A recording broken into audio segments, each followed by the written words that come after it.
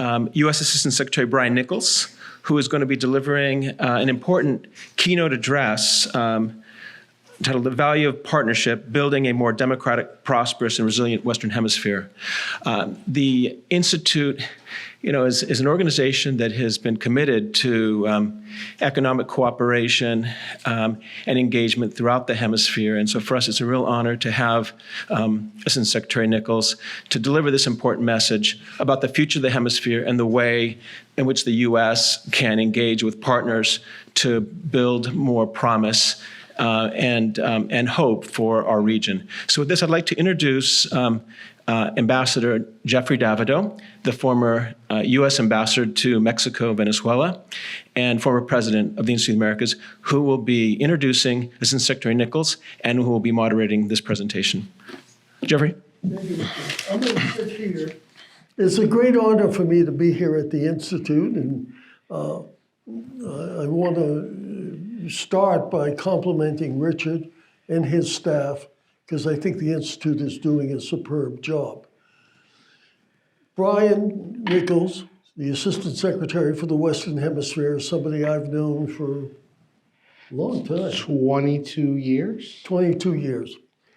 And just for those of you 24 years, sorry. Yeah, it did seem longer. For those of you who are not cognoscenti of how the Department of State is organized, and you may think the Department of State is not organized, and you might be right. But in the Department of State, you of course have the Secretary of State, one or two or three sometimes, one Deputy Secretary and usually a couple of undersecretaries. But the real management of the organization is in the hands of assistant secretaries. And assistant secretaries run the regional bureaus. There's an assistant secretary for Europe and one for Asia. And Brian is the assistant secretary for the Western Hemisphere, which means that on a day-to-day basis, Ambassador Nichols is the one individual in the State Department most responsible for the conduct of U.S. policy in the Western Hemisphere. His other title is Designated Blamee.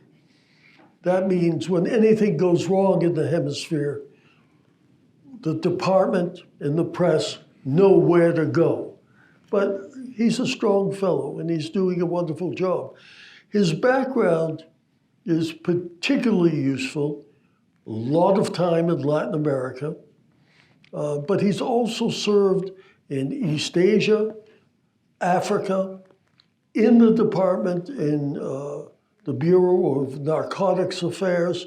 I don't think there has been an assistant secretary in recent years with as much experience as Brian Nichols. And I think we're very, very fortunate that we have him here today. Mr. Secretary. What are you looking at me for?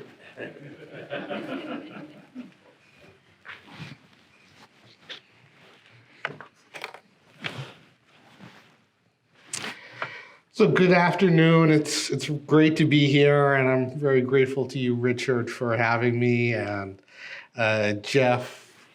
So Jeff Davidow was my ambassador when I was a deputy political counselor in Mexico City. I learned an enormous amount from him, watching him practice diplomacy and the way that he led a mission. He gave me a recommendation that allowed me to go on to be the political counselor in Jakarta, Indonesia, which was a very big and important step for me. That gave my career a major boost. I've had the honor of following him as Assistant Secretary for the Western Hemisphere. He didn't mention that he had that job. So, and obviously, he's led the Institute of the Americas which is hosting this wonderful event. So it's great to be here in San Diego, far from Washington, D.C., to share a vision of U.S. foreign policy rooted in the value of partnership. I'm here to talk about what Secretary Blinken calls the power and purpose of American diplomacy: to re-engage, revitalize, and reimagine our greatest strategic asset, America's alliances and partnerships. I'm here to report on the progress we've made through partnership in tackling some of the Hemisphere's most pressing challenges and delivering for the American people. And I'm here because I hope IOA will continue to be a key partner in the administration's objective to build an America that's more democratic, more equitable, more prosperous, and more resilient. The IOA is an appropriate venue for this speech given our location just across the border from Mexico, which surpassed China as the U.S. top trading partner in the first 6 months of 2023. Last week, I was in Mexico City with the Secretary of State, Secretary of Homeland Security, and Attorney General to discuss concrete actions to improve security on both sides of the border, including to address trafficking of illicit drugs, firearms, and human trafficking and smuggling. This audience understands more than most how our security and prosperity depend on cooperation with our neighbors to the south. So on our challenges, let me start by stating the obvious. The challenges facing the Western Hemisphere are too great for the U.S. government to tackle alone. Democratic backsliding threatens the hard-won gains that the Americas has made as the second most democratic region in the world. Several democracies face threats from within, governments seeking to subvert election results, erode independent judiciaries and free media, and crack down on civil society and political opposition. The region is reeling still from the economic fallout of the pandemic. The IMF projects a meager 1.7% growth rate for Latin America and the Caribbean in 2023, a full percentage point below the global average. Persistent corruption exacerbates sluggish growth.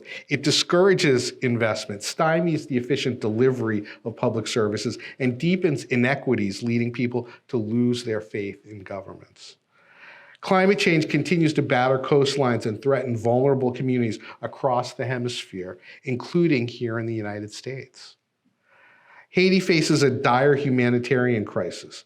More than 2,000 killings and 1,000 kidnappings took place the first 6 months of this year. Over 5 million Haitians urgently need humanitarian assistance. Tens of thousands of Haitians face catastrophic hunger. At the same time, the Western Hemisphere is experiencing the highest levels of displacement and regional migration in history. More than 7 million Venezuelans alone have been displaced since 2018. Authoritarian powers, including Russia and the PRC, seize on instability in the Americas to undermine democratic governance. Disinformation is one of the primary tools these powers use to challenge democratic systems across the Americas. The State Department released just 2 weeks ago a report on Beijing's multi-billion-dollar effort to construct a global information ecosystem that promotes propaganda and facilitates censorship and disinformation. In our hemisphere, authoritarian powers not only spread disinformation, but also weaponize corruption and meddle in elections to gain advantage. The sheer magnitude of these challenges illustrates the need for a partnership-based approach to U.S. foreign policy. Allow me to share a few examples highlighting how this approach builds a Western Hemisphere that is more democratic, prosperous, equitable, and resilient. Democracy. First, we are focused on working with partners to build up the Western Hemisphere as a stronghold of democracy. We partner with democratic actors and civil society in Nicaragua, Cuba, and Venezuela to help citizens realize their aspirations for freedom in the face of repression and human rights violations. Together with countries in the region, we stood up for election integrity in Guatemala and continue to work with civil society, the Organization of American States, and the international community to ensure the will of the Guatemalan people is respected. We supported Peru as it stared down a coup attempt and denounced an attempt to subvert a constitutional transfer of power in Brazil. At the regional level, we renewed our commitment to safeguarding democracy through the OAS. Last month, we announced the creation of a voluntary group of OAS member states supported by 26 countries that focuses on making good the promise of the Inter-American Democratic Charter, namely that the peoples of the Americas have a right to democracy and their governments an obligation to promote and defend it. The United States will actively support the efforts of this group to promote dialogue and cooperation to address democratic backsliding. As President Biden told the UN last month, the United States will defend democracy by ensuring democracy delivers in ways that matter to people's lives. And that is why the second example of our focus on partnership is an effort to promote inclusive and equitable economic growth. Through the North American Leaders Summit, we are making North America even more competitive globally by deepening our economic cooperation, increasing investments, incentivizing innovation, and strengthening resilience in critical industries such as semiconductors. In May, the United States convened cabinet ministers from Canada and Mexico with industry and academic leaders for the first ever trilateral semiconductor forum, a key commitment from the January 2023 North American Leaders Summit.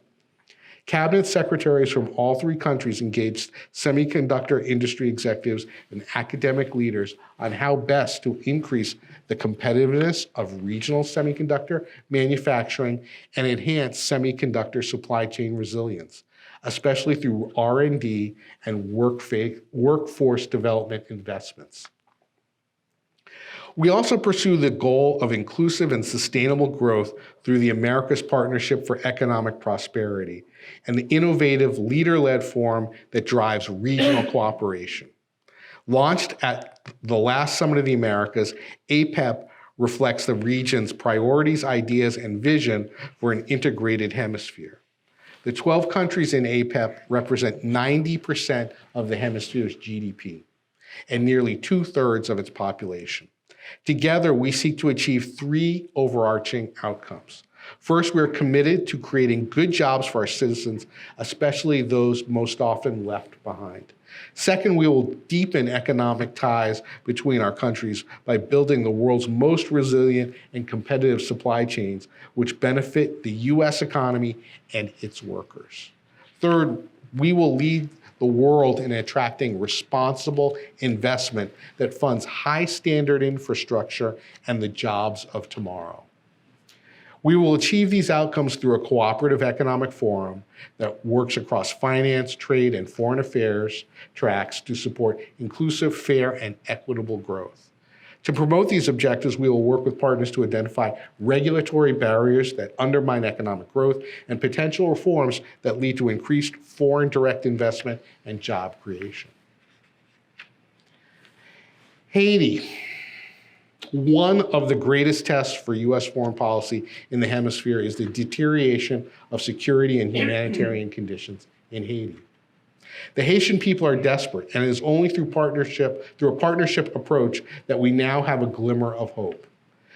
We worked with Ecuador in the UN Security Council to draft and obtain approval for a resolution authorizing a multilateral security support mission. We welcome Kenya's leadership of a mission that bolsters the Haitian National Police against threats posed by armed gangs. And we are working with partners across the Americas and the rest of the world to secure personnel, funding, and equipment needed to ensure the mission succeeds. In addition to Kenya, several of our Caribbean partners have publicly stood up to answer the call, including the Bahamas, Jamaica, Antigua, and Barbuda. We expect additional announcements in the weeks to come, and we are fully prepared to do our part. Secretary Blinken announced our intent to work with Congress to secure $100 million to support this effort, which will be matched by up to $100 million in-kind support from the Defense Department.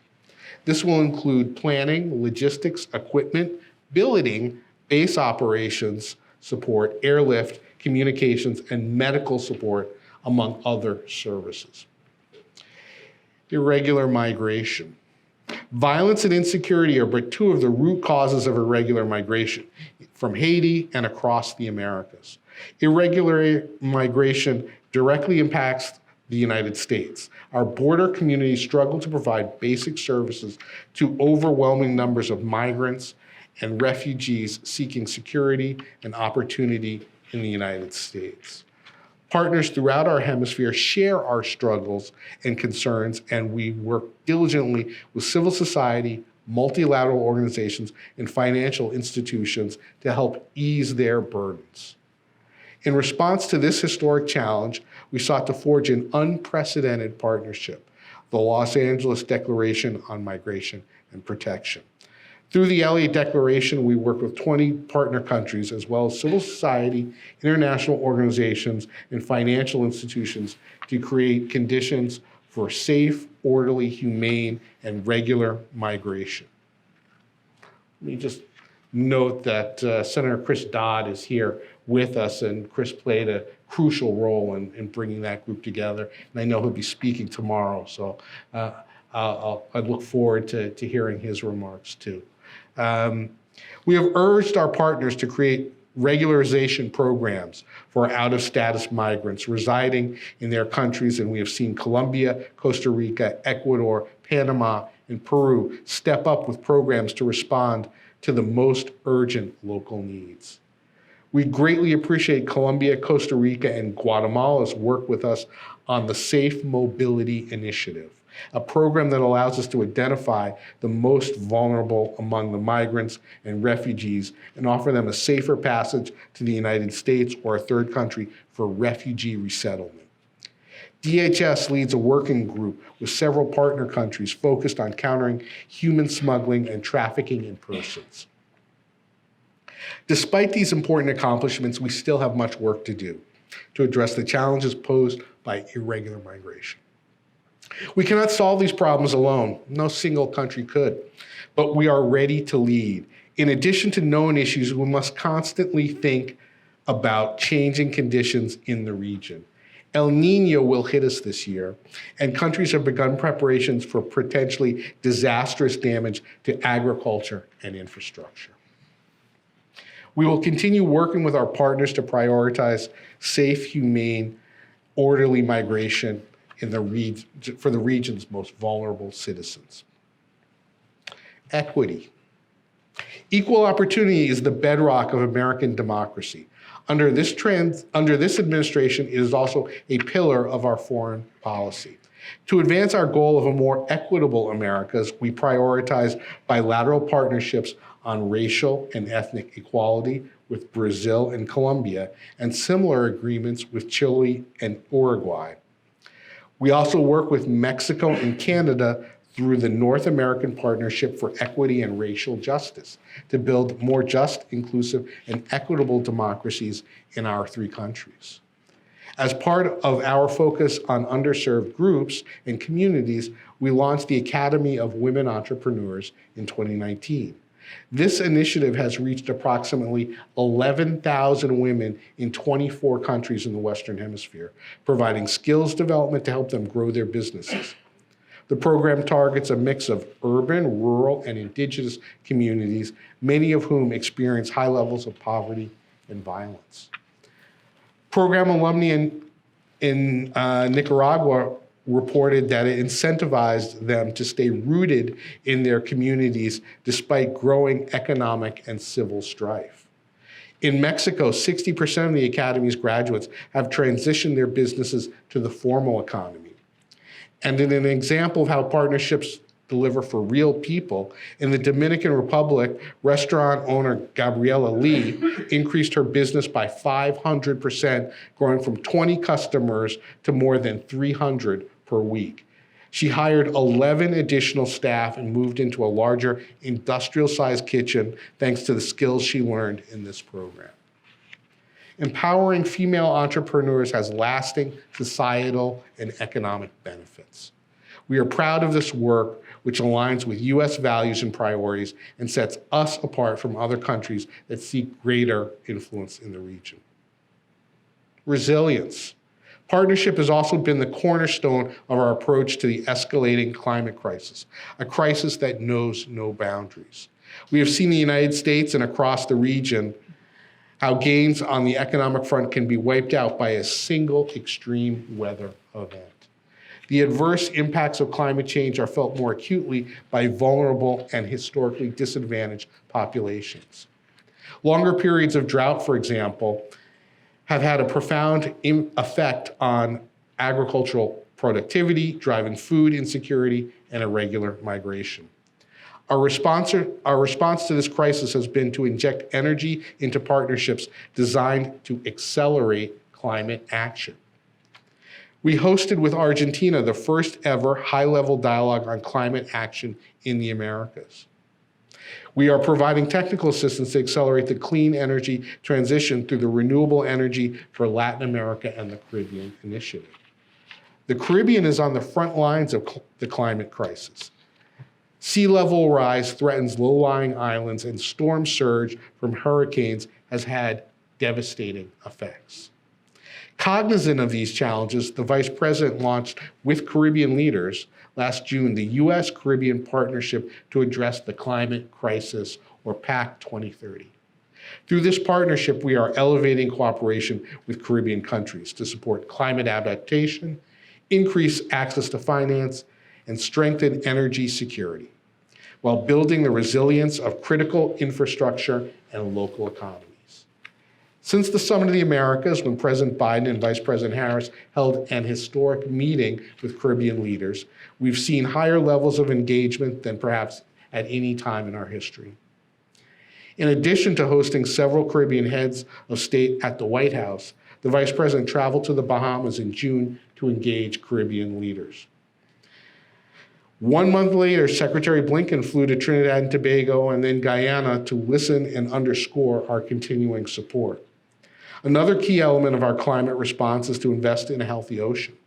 In the words of Special Presidential Envoy for Climate, John Kerry, climate and ocean action are two sides of the same coin.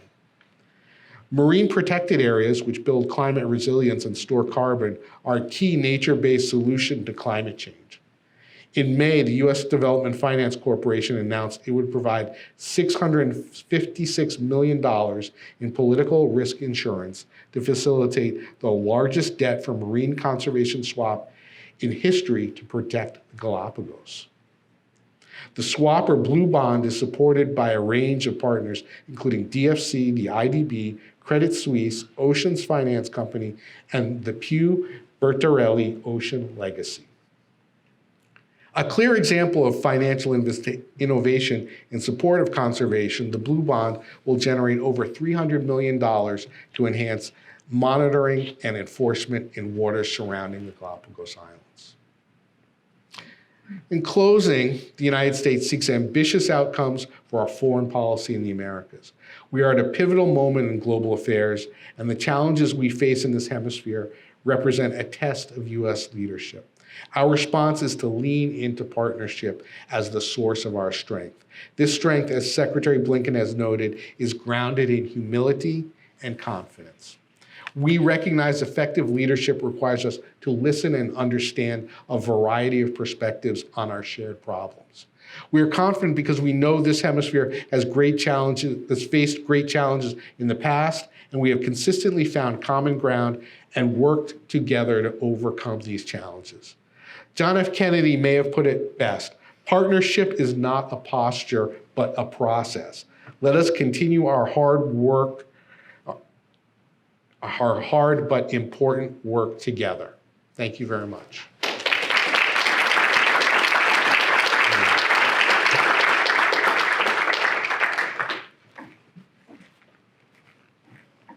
Well, thank you, Mr. Secretary. Obviously, the list, the menu of what you're trying to accomplish in this hemisphere is truly impressive. I'll begin the questioning. We want to allow our audience to question, but let me ask for a little more discussion from you on this very important meeting that was held last week in Mexico City. You were there, Secretary Blinken, Attorney General Garland, Secretary Mayorkas, and there were many issues discussed, but two of the issues which have great interest for this audience, but also for the larger political scene in the United States are, of course, migration and narcotics, specifically fentanyl. And I'm wondering if you could tell us a bit more about what was discussed and what direction the United States and Mexico are going to be able to take to deal with these two problems, which, as we can see already, are becoming major issues in the coming political campaign. Well, it's not coming, it started. So what perspective do you have that might give you some hope for improvement? Well, great question, and those really were the key topics of conversation over the course of our time in Mexico City. The sort of the kickoff conversation with President Lopez Obrador really focused on the three things that you just mentioned, and the intense cooperation that we have on migration issues. The coordination on broad policies like promoting legal pathways for migrants, as well as addressing irregular migration and making sure that people follow those legal pathways, or if they do not have a legal reason to remain in the United States, they will return to their countries of origin. That was a big part of the conversation. And given the breadth of our delegation, it involved, and I should note that Liz Sherwood-Randall, the Homeland Security Advisor to President Biden, was also there with us. And we really drilled down into the details on operationally how we do that. What are the requirements in terms of staffing and infrastructure to do a better job? How can we promote the Safe Mobility Initiative in the region? What can we do to address root causes? Those were all topics that were discussed on migration. How do we enlist the other countries in the Hemisphere to do more? That was hours of conversation on that topic. And then fentanyl was, in specific, it's the leading cause of death for Americans 18 to 49. The first thing that President Lopez Obrador said when we got to that topic was what a huge tragedy this is for both of our countries. And he stressed his deep personal commitment to work on the issue of fentanyl specifically, and all of his cabinet, both in his presence and out of his presence, stressed that they had been instructed by their president to do everything that they could to address the scourge of fentanyl trafficking to the United States. The flip side of that drug trafficking to the United States has been the issue of illegal arms trafficking into Mexico. And we talked about that issue at length and what the United States is doing to combat illegal firearms trafficking through the bipartisan Safer Communities Act, multiple task forces from the Department of Justice, Department of Homeland Security, unprecedented levels of seizures of illegal weapons moving south that the trafficking cartels use to send fentanyl back to us. We also talked about our diplomatic efforts to cooperate to address the chemical precursors that feed fentanyl production in Mexico. The and then the you mentioned the political season, and President Lopez Obrador said to us something he said in his Mañaneras, which is, we're in an electoral season in the United States and in Mexico, and that our cooperation, our friendship is too important to let people make political points rather than allowing us to focus on solving the problems that we face together. And his personal commitment, his government's commitment to our cooperation across a whole host of areas was evident and very impressive. And I think we were able to demonstrate that we are bringing an incredible range of resources and talents to the table to address the challenges that affect both of our nations. Well, that's very helpful. Let me just ask a specific question.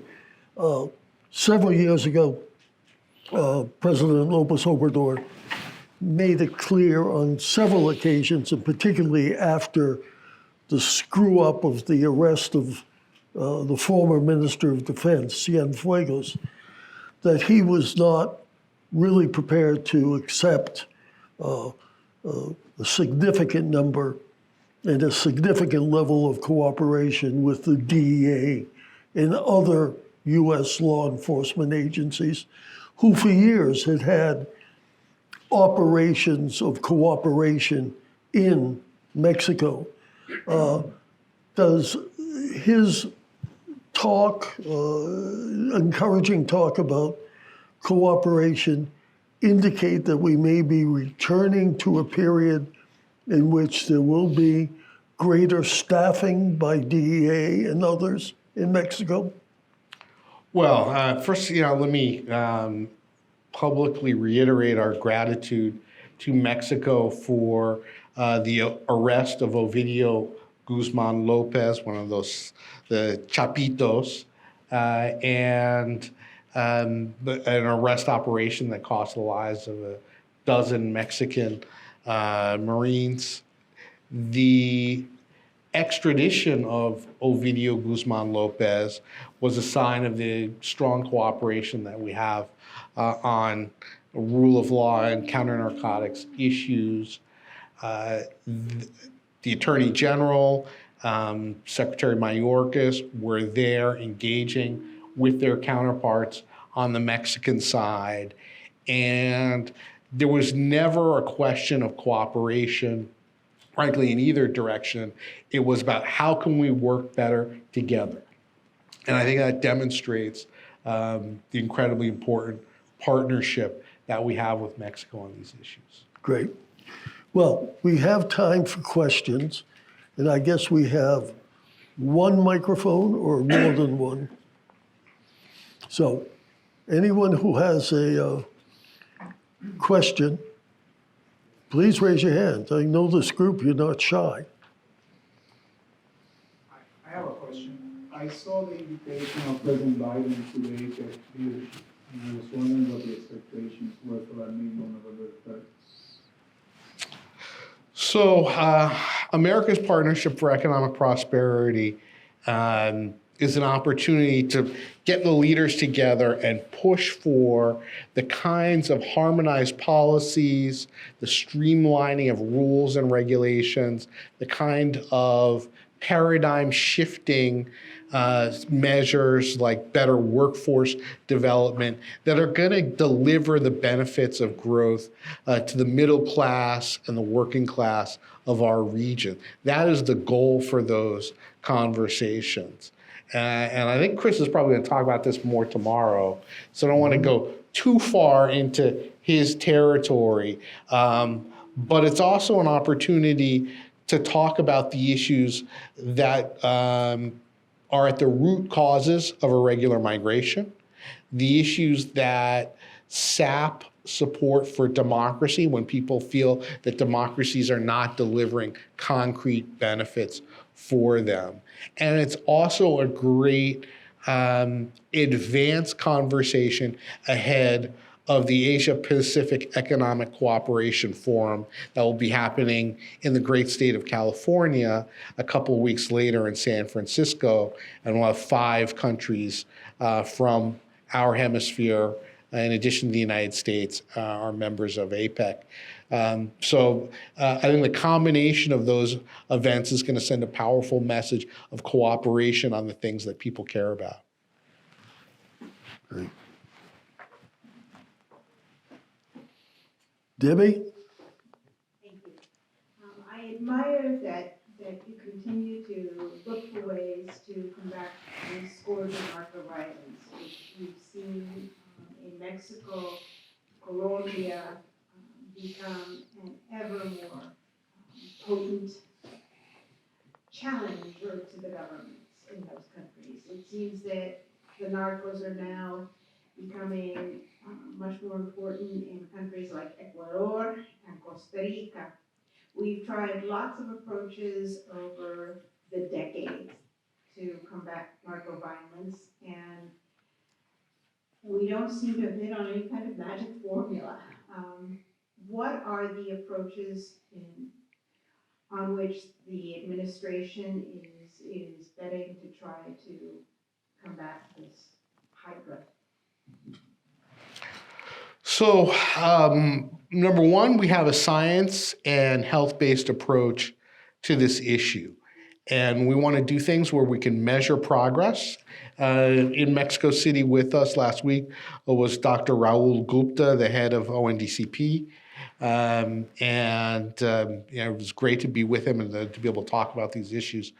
The things that we're doing here in the United States, specialized drug courts, more treatment options, diversion programs, making Narcan available, all those things are important to address the role that demand has with this issue.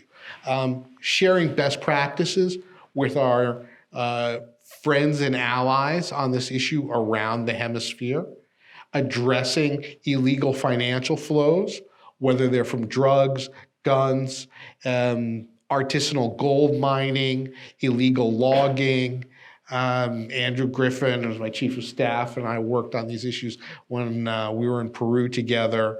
And really were able to see the nexus in the back office of drug traffickers and illegal artisanal gold miners, and illegal loggers and illegal fishers operations. They're all connected. The disturbing reality is that the United States, as Secretary Blinken often says, it's been the canary in the coal mine on fentanyl. But it's coming for other countries. There's a little bit of a problem of consumption in Canada. There's a little bit of a problem of consumption in Mexico. That problem is going to grow in other parts of the world. The coca production that feeds cocaine trafficking in the Andes, that's not really coming to us anymore. That's going to Europe, it's going to other parts of South America, it's going to the Middle East, it's going to the South Pacific. We're still the leading country, leading partner in combating that scourge throughout the Andes. But we need the governments in the region also to make a strong commitment. And the newer recipients of cocaine, or maybe not so new, also need to step up and do more to address the problem at the source. Intelligence-driven operations is vital. That's something that we agree with President Petro on, that we have to do more on to use intelligence to drive interdiction.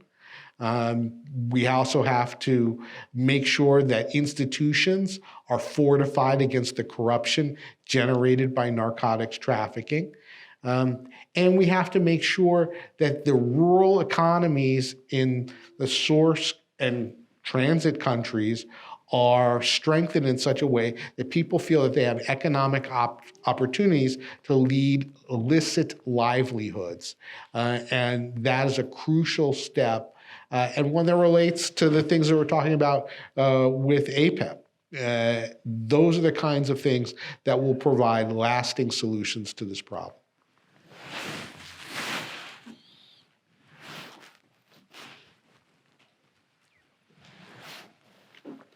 Matthew Nichols, I wanted to see if you could speak a little about the Biden administration's vision for subnational diplomacy. Recently, Secretary Blinken hosted the City Summit of the Americas in Denver. Eastern the Americas is a partner with the State Department with the Cities Forward program. There's a lot of work to do on that front. I wanted to see if you could maybe share with us where you see the opportunities and challenges in subnational diplomacy and the U.S.'s role in expanding that work. Well, that's a great question, and the city summit was something that it was so exciting to be there and see in the room all of the creative solutions that people were bringing to challenges, and all of the networking that was happening there with thousands of participants from cities, civil society organizations, academic institutions, and the private sector coming together to share best practices, to swap war stories, to find ways forward, to leverage key investments. And I think when you realize that most people experience democracy at the city or state level, that's a way to reach people where they live and show them the benefits of democracy. And even in countries where people have doubts about the quality of their democracy, they value the local leadership that they have much more than when they're thinking maybe about their national level leadership. So engaging people at that level is very important. Promoting exchanges, whether it is from the sanitation department or local education authorities or workforce development programs, housing initiatives, mobility in cities and between communities. All those things can be really transformational. And working to leverage our diplomats in support of that around our hemisphere and around the world is something that we believe can be truly transformational. At the end of the city summit, sort of did a survey of did people think there should be another one? And I think the number was 87% of the attendees thought this was something that we should do again. And there's all tremendous energy coming out of there. We want to make sure that we harness that toward programming and policies that will help the peoples of our region develop their urban democracies. Here we have a question here. Mr. Secretary, thank you for being here. I'm Argentinian, so first I would like to thank your administration and President Biden for the strong support my country enjoyed the last few years. Without the U.S. engagement and the IMF support, we wouldn't be standing democracy. So that's, I think it's decent to say thank you very much. Question relates to Venezuela. I believe the Venezuela problem is at the roots of migration and democracy promotion and strengthening democracy. So a lot of news today coming out of Bloomberg, many places about sanctions, prisoner relief, moving toward elections. So what are your comments on the Venezuelan situation and Venezuela-U.S. relationship? We've long supported efforts of Venezuelans to find a path toward democracy.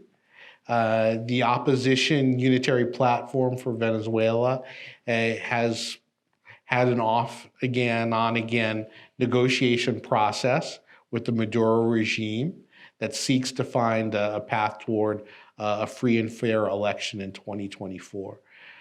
The United States has stated for quite some time now that in response to concrete progress toward elections, the United States would be willing to change its policies with regard to sanctions on Venezuela.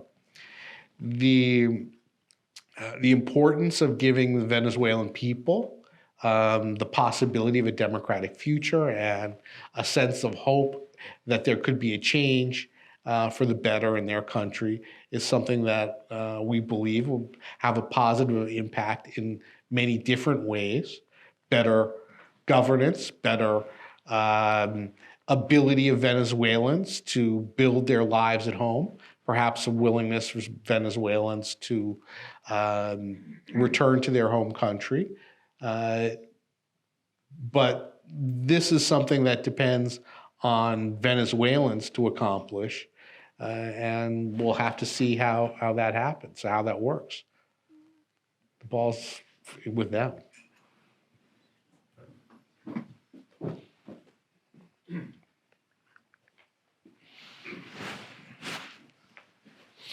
Thank you for your comments.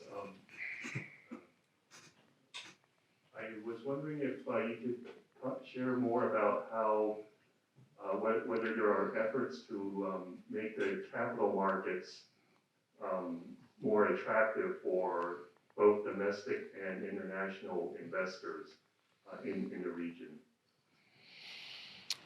So among the things that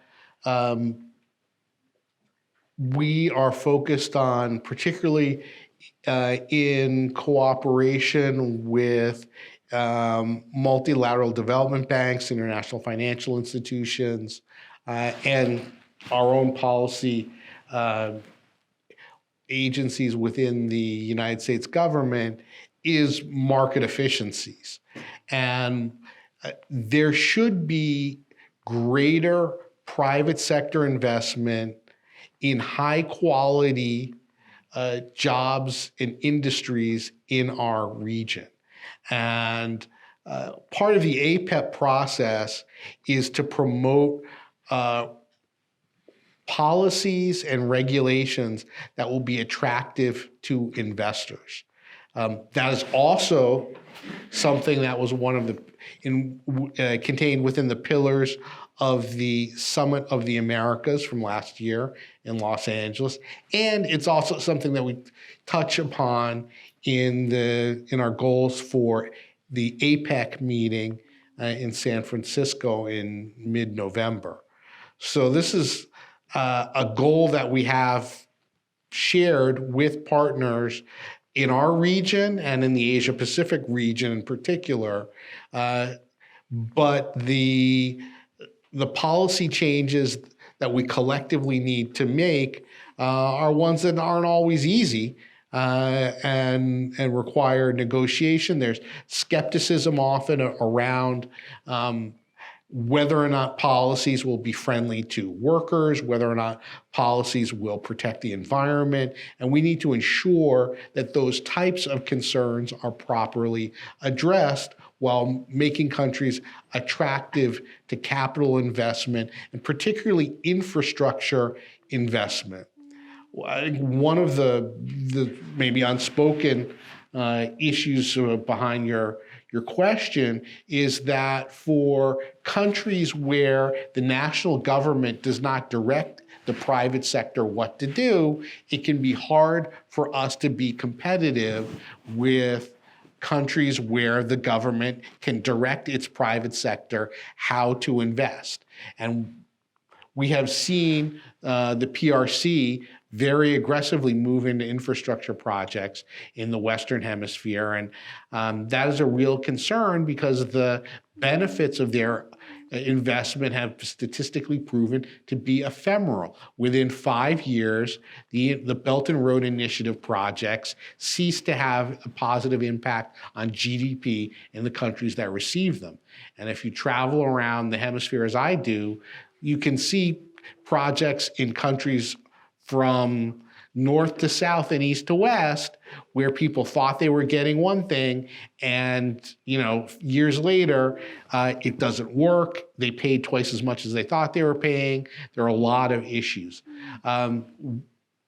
We need to make sure that we are able to mobilize high quality investment across the sectors that people are interested in, that provide jobs, promote infrastructure, transform technologies, and things like the semiconductor competitiveness effort that I talked about in my remarks are some of the ways that we're doing that. Right. I think we have another question. Oops.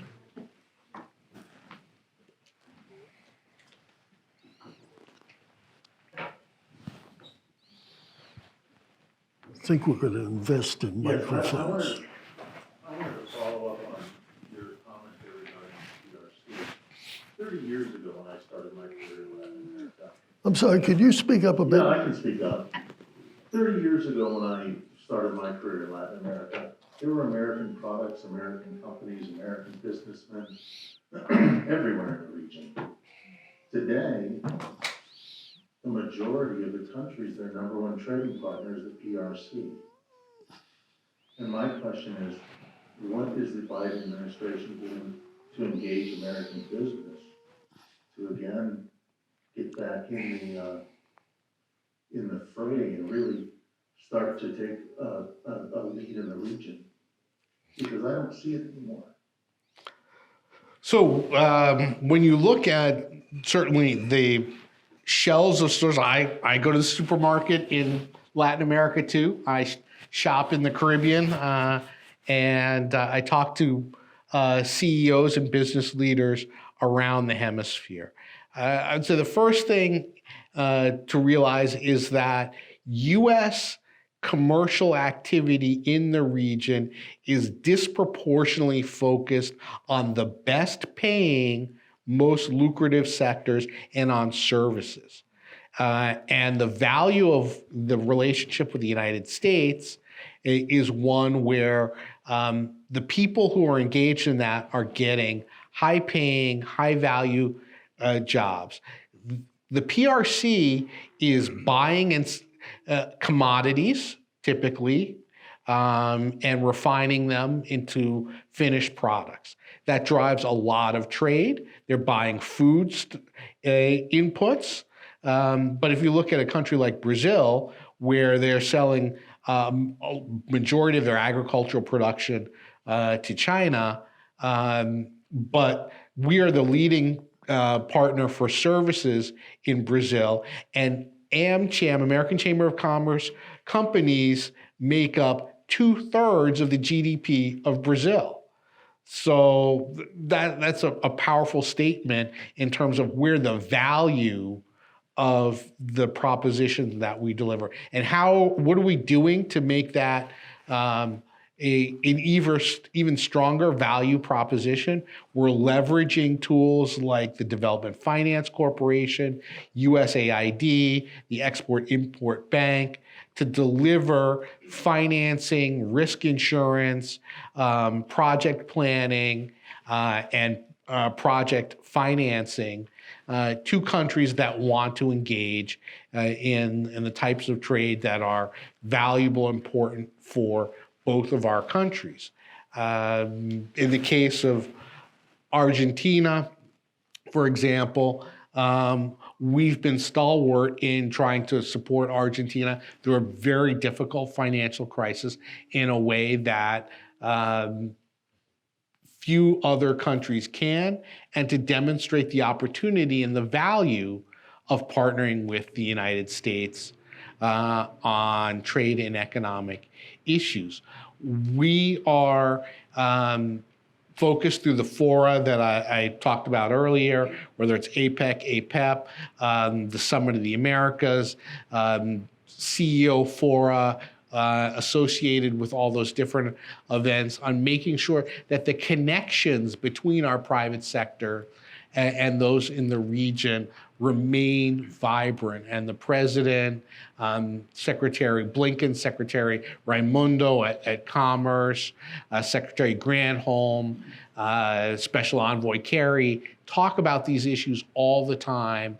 USAID Administrator Power, I've been in many rooms with them where they are seized with this issue and committed to promoting private sector solutions to the challenges that our region faces. All right. I think we have time for one more question. Ambassador Bassett, did you want to?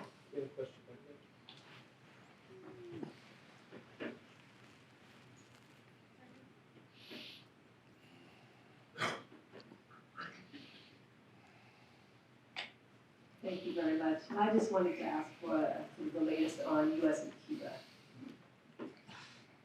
We'll save the best for last. We would feel remiss if we didn't ask.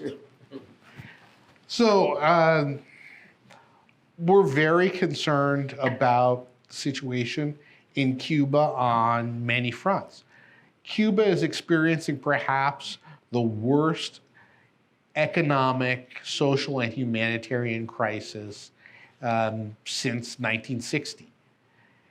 It is unfortunately one of the leading senders of migrants to the United States and other parts of our region. The reason for that is the continued economic mismanagement that Cuba has had, and even more fundamentally, the lack of democratic alternatives in Cuba.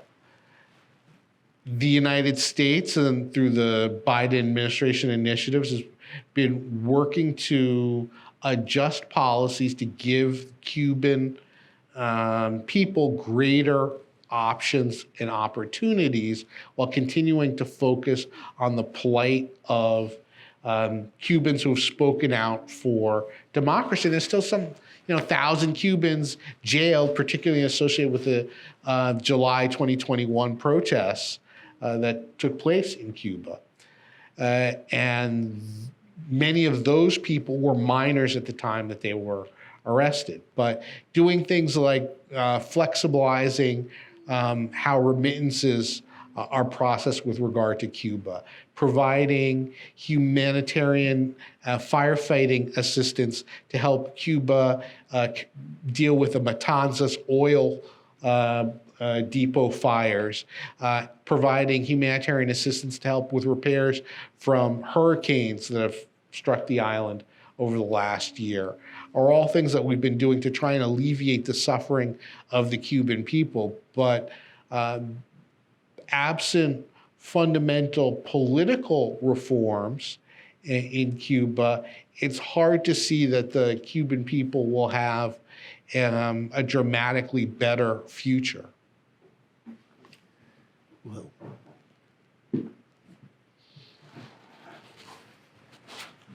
Thank you, Ambassador Nichols. Want to thank you all for coming. Appreciate the opportunity for you to share your perspective on U.S. policy in Latin America. Yeah, thank you so much for moderating. We look forward to your participation in future Institute events. And also want to inform you that tomorrow we have Senator Chris Dodd, who's here today, who will be speaking about U.S. foreign policy amidst changing geopolitics. So please join us tomorrow at 5:30. Thank you all for coming in, and please thank Ambassador Nichols again for his participation on it.